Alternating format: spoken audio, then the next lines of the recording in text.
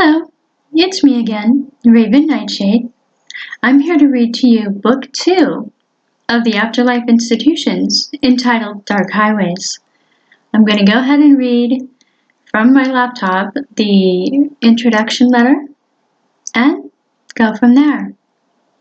Hello, my dears.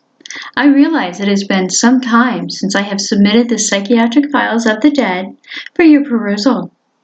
I have been traveling through the world of the living as of late.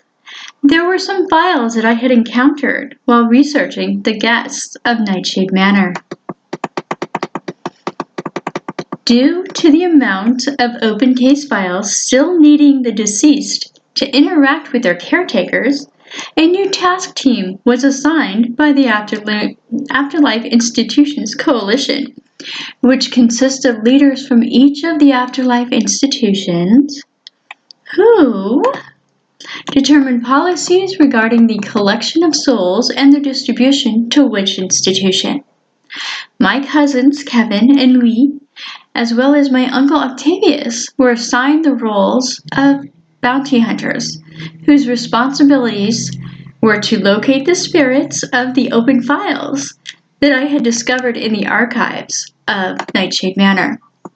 It is during the time that they traced the spirits that they learned as many details as possible to submit in a report to the coalition their recommendations as to which institution the fugitives are to be assigned. Of course, once they are caught, not everyone transpires in these files. I also decided to enter the living world to assist with some of the more difficult cases. For you see, I am an omnipotent element in these cases. The others didn't bother to review the archived files. They were going to create their reports with personal observation without any background information. Of course, I didn't bother to inform anyone of my intentions, as they failed to consult me. So, I went it alone. I have also included letters that were submitted by my cousins that were handwritten and hard to decipher. They were submitted to the coalition, who has determined that those files will remain open for further review. Yours truly, Raven Knightshade.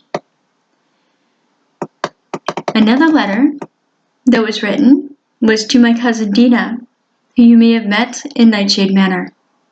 Dearest Dina, we were able to break through the outer lands barrier that separates our world and the world of the living. And that event we had feared has occurred. Father was stronger than we had anticipated. As he faced his dying comrades at arms, like all spirits who first realize why they are residing in one of the afterlife institutions, it was heart-wrenching to watch him relive the events that led to the end of his life. I have an even deeper respect for him now. He forgave himself and his fellow soldiers for losing that battle.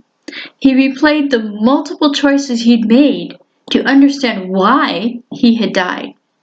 Louis and I observed and telepathically communicated with Raven for her to include in his file. Father tried to change some of the elements that led to the battle. After realizing that the massacre was the best outcome, he finally forgave all of the participants. But the most importantly, he forgave himself. Because Raven has been out of her office, I have also submitted my notes as an attachment to this letter. Please be sure to edit it if you sense the need for it. Then duplicate it so a file can be developed for each spirit who has been affected by the change in perspective by Father. Many of the individuals did choose Yarbo Station as a preferred afterlife institution, where many of their fallen soldiers currently reside. A copy of this letter has been sent to warn the commanding officers of the arrival of several hundred soldiers from this battle. A memo has been sent to Lisa at Howard Place to forewarn her of the arrival of officers from Yarborough Station to collect those soldiers who chose to stay in Howard Place while awaiting their comrades at arms. Their purpose, of course, is to determine whether any of these soldiers are ready to go on to Yarborough Station to relocate. As for Father and me, we are doing well. Riding through various regions and climates, the rain is relentless here. I'll say the old man is holding his own better than expected, for as we both know, it has been centuries since he has ridden a motorcycle. As for the attached files, here's a brief synopsis. Please be sure to attach these files. They get added or forwarded to the proper afterlife institution, as these spirits are already in residence. We had arrived to a diner with a cook, a waitress, a few patrons, and a homicidal drifter. All of their files are incomplete, as much as could be intuitive of their death via their life review were not included in the attached files. So, a brief summary follows. Colleen was a waitress. One night, during the late shift, she was shot in the chest. She died 40 minutes later. She can reside at Howard Place until she is ready to face her death. Her life choices are unclear.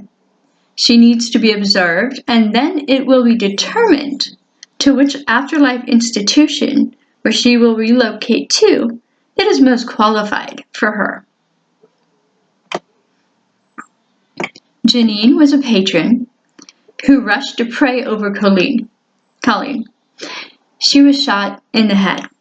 She died instantly. She is to be placed at the Abbey, as her life choice of being deeply religious and would most likely succeed in that environment. Sean was a chef who was shot in the chest by the gunman. He died within a few minutes. He can relocate to the manor. His life has included interaction with some aggressive spirits, so he will adjust to working with the Marians quite easily. He can work in the kitchen.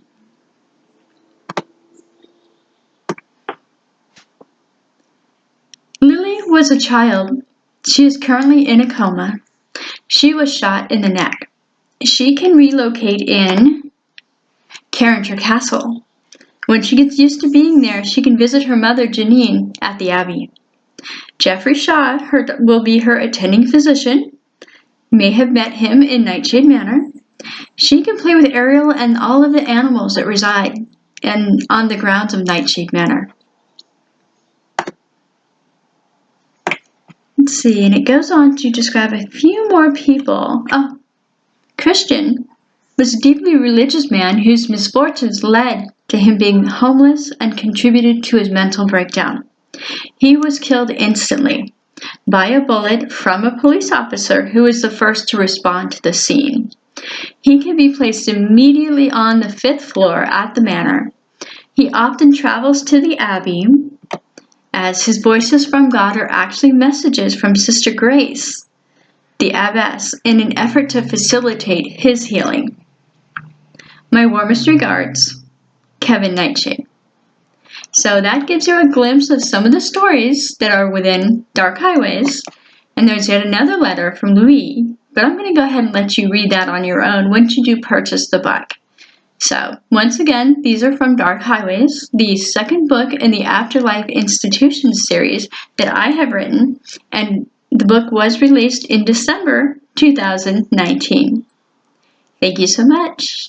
I believe that's all I have to share at the moment.